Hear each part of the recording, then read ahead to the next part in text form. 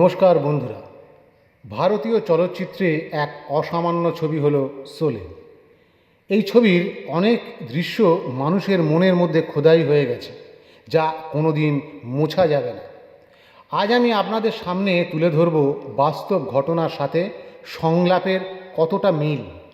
শোলে ছবিতে আমজাদ খান গব্বর সিংয়ের চরিত্রে অভিনয় করেছিলেন। বাস্তবে কোনো এক সময় গব্বর সিং নামে একজন ভয়ঙ্কর থেকে ভয়ঙ্করতম ডাকাত ছিলেন। বাস্তবের গব্বর সিং সম্পর্কে সেলিম খান জানতেন, কারণ তার বাবা ডিআইজি ইন্দোর ছিলেন।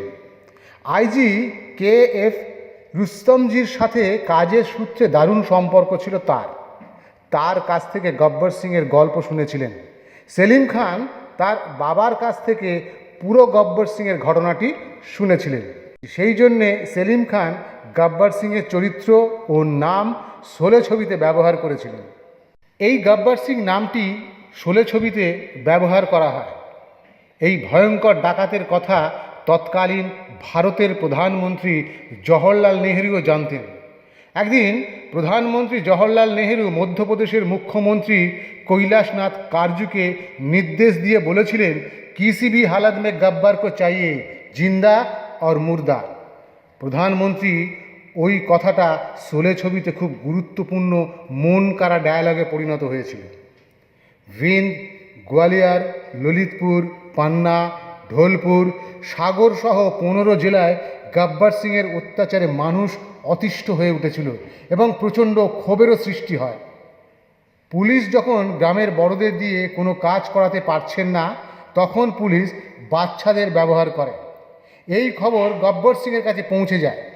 যে গ্রাম থেকে খবরটা গব্বর সিংয়ের কাছে পৌঁছেছিল, গব্বর সিং সেই গ্রামে গিয়ে ঘর থেকে সমস্ত বাচ্চাদের বার করে লম্বা লাইনে দাঁড় করিয়ে সেই দিন গুনে গুনে 22টা বাচ্চাকে গব্বর সিং গুলি করে হত্যা করে। পুরো গ্রাম স্তব্ধ হয়ে গিয়েছিল। ঘটনাটি চারদিকে ছড়িয়ে পরে মানুষ প্রচণ্ড ভয় পেয়ে যায়। আশেপাশের গ্রামের মহিলারা বাচ্চাদের বলতে থাকেন, বাচ্চা সোজা, নেই তো গব্বর আ জায়গা। শোলে ছবিতে এই ডায়লগ প্রচুর জনপ্রিয় হয়েছিল। প্রধানমন্ত্রী জওহরলাল নেহরুর কাছে বাচ্চারা ছিলেন ভীষণ প্রিয়। গব্বর সিং যখন 22টা বাচ্চাকে গুলি করে মারে, সেই খবর তৎক্ষণাৎ প্রধানমন্ত্রীর কাছে পৌঁছে যায়। সঙ্গে সঙ্গে প্রধানমন্ত্রী মধ্যপ্রদেশের মুখ্যমন্ত্রী কৈলাসনাথ কারজুকে ফোন করে বলেন, কি হচ্ছে তোমার রাজ্যে? লোকের কান কেটে দিচ্ছে, নাক কেটে দিচ্ছে, একটা বাচ্চাও ছাড়া পাচ্ছে না। এই নৃশংস ঘটনা এক্ষুনি বন্ধ করতে হবে আর গব্বরকে অ্যারেস্ট করতে হবে। মধ্যপ্রদেশের পুলিশ উঠে পড়ে লাগে গব্বর সিংকে অ্যারেস্ট করার জন্য। মধ্যপ্রদেশ সরকার গব্বর সিংকে ধরার জন্য পুরস্কার ঘোষণা করে 20,000 টাকা। রাজস্থান সরকারও পুরস্কার ঘোষণা করে 20,000 টাকা এবং উত্তরপ্রদেশ সরকারও পুরস্কার ঘোষণা করে 10,000 টাকা, মোট 50,000 টাকা।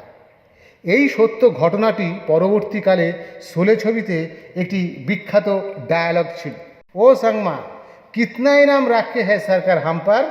পুরা 50,000।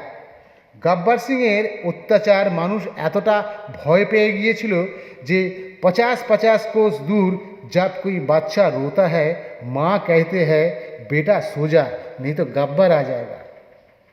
3 রাজ্যের মানুষ প্রচণ্ড ভয়ে থাকত। 13ই নভেম্বর 1959 সালের রাতে পুলিশের সঙ্গে সংঘর্ষে গব্বর সিং মারা যায়। 14ই নভেম্বর মধ্যরাতে প্রধানমন্ত্রীকে মধ্যপ্রদেশের পুলিশ জন্মদিনে শুভেচ্ছা জানিয়ে গব্বর সিংয়ের মৃত্যুর খবর দিয়েছিলেন। প্রধানমন্ত্রী জওহরলাল নেহরু ভীষণ খুশি হয়েছিলেন। আজ এই পর্যন্ত, ধন্যবাদ।